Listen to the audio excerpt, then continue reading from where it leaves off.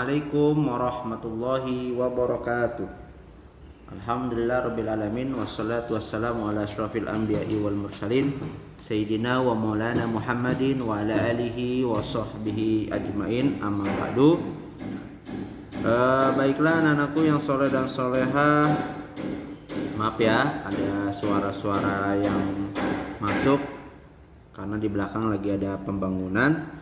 Nah, untuk materi SKI hari ini, Pak Sarip akan menerangkan kembali yaitu Perang Badar, kemudian ada Perang Uhud dan Perang Khandaq atau Ahzab. Singkat saja ya, kamu baca buku ya, ada di halaman 28 sampai 32 tuh kamu baca ya. Oke, kita mulai dari sejarah Perang Badar. Nah, kamu lihat di buku kamu, pasar cerita singkatnya seperti ini. Perang Badar, kenapa kok disebut Perang Badar? Karena ini terjadi di di dekat sungai kecil atau sumber mata air milik Pak Badar. Makanya disebut Perang Badar. Terjadi pada bulan Ramadan pas tanggal 17 Ramadan. Tepatnya tanggal 8 Januari 632 Masehi ya. Kemudian di sini ada kekuatan Islam sekitar berapa? 317 orang ya. 317 orang. Kemudian kalau dari orang kafir itu berjumlah 1.300 ya. Gak imbang ya antara 300-an orang, 317 atau 300-an lah ya, sama 1.300, perbandingannya jauh ya. Di situ ada Rasulullah juga menyiapkan pasukan kuda, pasukan yang lainnya ya, para ahli-ahli, kemudian diturunkan semuanya. Jadi yang mimpin langsung dalam Perang Badar ini langsung Rasulullah. Jadi ketika Madinah sudah tentram, sudah aman, kafir Quraisy ya gitu dah, lagi-lagi yang kemarin pernah disampaikan. Makanya siasat Nabi untuk menghadapi kafir Quraisy salah satunya adalah berperang. Nah, itu kafir Quraisy membuat onar ya, menantang akan menghancurkan Islam. Makanya Nabi dan pasukan umat Islam akhirnya terjadilah Perang Badar ini gitu ya. Kemudian ada Mus'ab bin Umair ya. Jadi yang jelas pemimpin tertinggi adalah Rasulullah. Kemudian kalau dari lawannya kafir Quraisy itu dipimpin langsung Abu Jahal bin Hisham. Kamu tahu ya Abu Jahal bin Hisham ya. Nah, itu Abu Jahal tuh. Kemudian di sini Perang Badar awalnya ada tradisi bangsa Arab tuh satu lawan satu, one by one ya. Akhirnya ujung-ujungnya mereka kalah, rata-rata kalah, akhirnya dimenangkan oleh umat Islam. Tapi orang kafir nggak terima juga tuh, akhirnya berperang lah semuanya tuh, tang ting, semua membara semua kan, semangat umat Islam. Walaupun dengan jumlah 300-an melawan 1.300, mereka mampu melawan orang-orang kafir yang secara jumlah jauh lebih besar ya. Akhirnya Allah memberikan kemenangan untuk umat Islam. Itu singkatnya ya. Makanya disebut juga di sini ada Yaumul Furqan ya.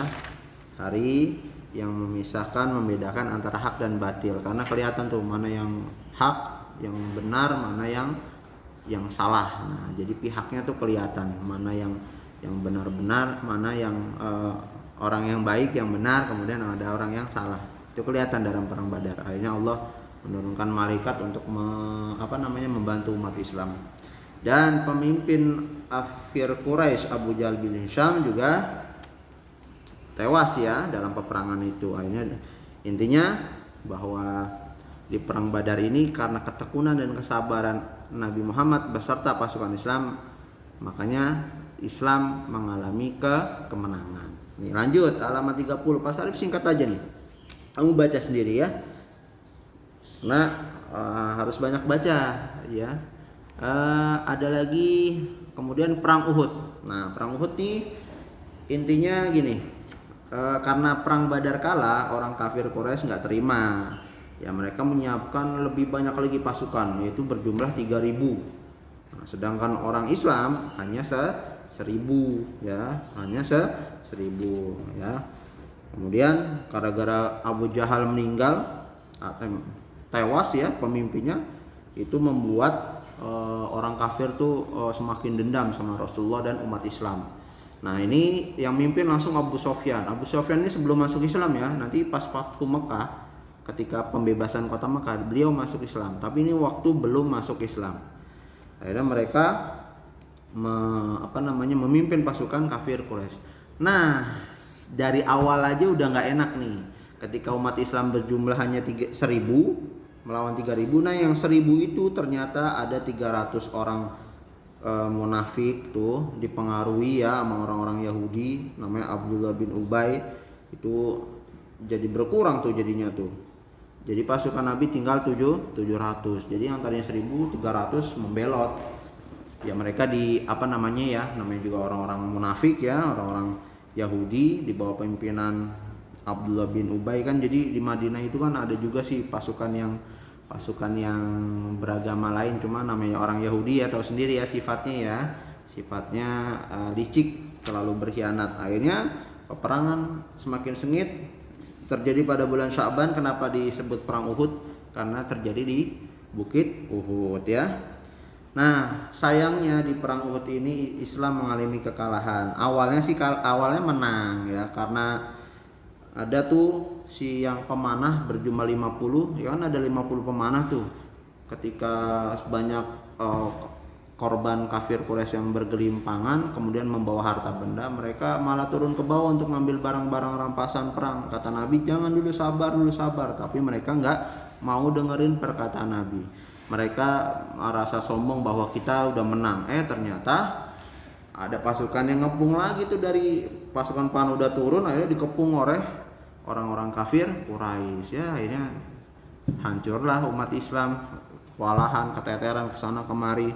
Akhirnya termasuk pamannya Nabi, Hamzah bin Abdul Muthalib, meninggal dunia, wafat ya. 70 orang tentara Islam tuh gugur. Kemudian dari orang kafir hanya 23. Akhirnya ya benar-benar Islam mengalami kekalahan. Bukan karena jumlah ya, sebenarnya dari jumlah awalnya memang menang orang Islam, sama kayak perang Badar. Tapi karena nafsunya pasukan Islam itu, khususnya yang pemanah, tidak mau mendengarkan Nabi, akhirnya terjadi kekalahan. Hikmahnya apa? Kekalahan umat Islam tidak mentaati dan patuh kepada Rasul itu.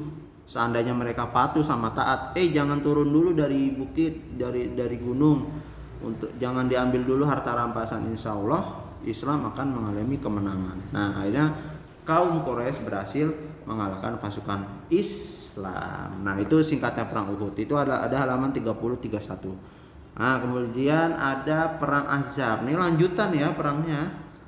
Nah di perang Ahzab atau perang Khandaq itu terjadi pada bulan Syawal ya, tahun 5 Hijriah. Kota Madinah perlu berhadapan dengan ini. Kenapa kok dibilang Ahzab? Ini di buku kamu halaman 31, buka Ahzab itu persekutuan golongan. Jadi persatuan semua golongan. Jadi semua orang bangsa Quraisy dari bani-bani yang lain itu berkumpul, termasuk orang Yahudi. Nah, akhirnya sejarah mencatat bahwa pertama kali ini pasukan paling banyak 10.000 itu dari musuh ya, 10.000. Sementara dari orang Islam hanya 3.000 ya. Itu pun dipimpin langsung sama Nabi Muhammad. Kemudian Nabi karena melihat jumlah kafir Quraisy terlalu banyak, akhirnya ada saran dari Salman Al-Farisi untuk membuat apa? Membuat parit. Parit itu lubang dalamnya isi ranjau itu di sekitar Madinah. Nah itu jadi kalau yang masuk ya udah bisa ketusuk-tusuk atau duri. Nah ini juga jebakan ya, atau ranjau tuh galian tuh dalam tuh, supaya itu buat benteng pertahanan. Itu atas saran sahabat Salman Al-Farisi. Jadi membuat sistem pertahanan di situ ya. Nah Ahzab sama Khandaq sama ya. Ahzab itu persekutuan golongan, artinya kalau dibilang Khandaq atau Ahzab itu sama ya, sama aja.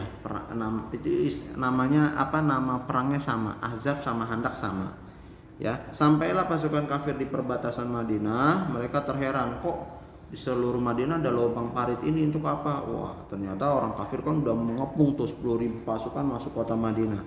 Setiap mereka masuk parit dihujani panah. Wah, akhirnya pasukan orang kafir tewas.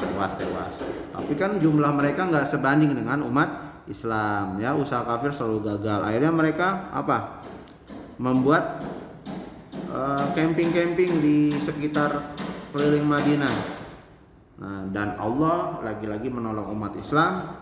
Turunlah hujan dan angin lebat. Wah, mereka memporak-porandakan kemah-kemah mereka. Akhirnya belum perang, Islam udah menang ya. Mereka orang-orang kafir akhirnya pulang kembali ke masing-masing. Nah, disinilah umat Islam bersikeras mengusir kaum Yahudi terang-terangan. Kenapa orang Yahudi di Madinah telah membantu orang kafir Quraisy? Suku Yahudi yang diusir adalah Bani Quraizah. Itu halaman 32 ada. Nah, dalam peperangan ini 6 tentara muslim gugur. Sa'ad bin Mu'az salah satunya ya. Yaitu surat Al-Ahzab. Makanya kalau kamu ada surat Al-Ahzab itu di alam Quran itu ceritanya tentang perang Ahzab atau perang Khandaq. Nah, umat Islam semakin harum namanya. Karena apa? Dengan jumlah yang sedikit mampu memenangkan peperangan ya. Pasukan muslim semakin bertambah kuat, semakin besar kekuatannya. Pasukan kafir tidak lagi berani melakukan perlawanan secara terbuka dengan umat Islam. Karena kalau sekarang udah ada medsos, mungkin sudah viral ya ceritanya. Wah, orang Islam nggak bisa dianggap remeh ya. Kemenangan pasukan muslim di perang Khandaq menjadikan pasukan Islam semakin kuat dalam hal pertahanan dan kesatuan. Nah, itu perang Badar menang, perang Uhud kalah, perang Ahzab atau Khandaq menang lagi ya. Jadi kamu udah tahu nih perang Badar seperti apa, perang Uhud seperti apa, perang Khandaq seperti apa. Ini adalah perang peperangan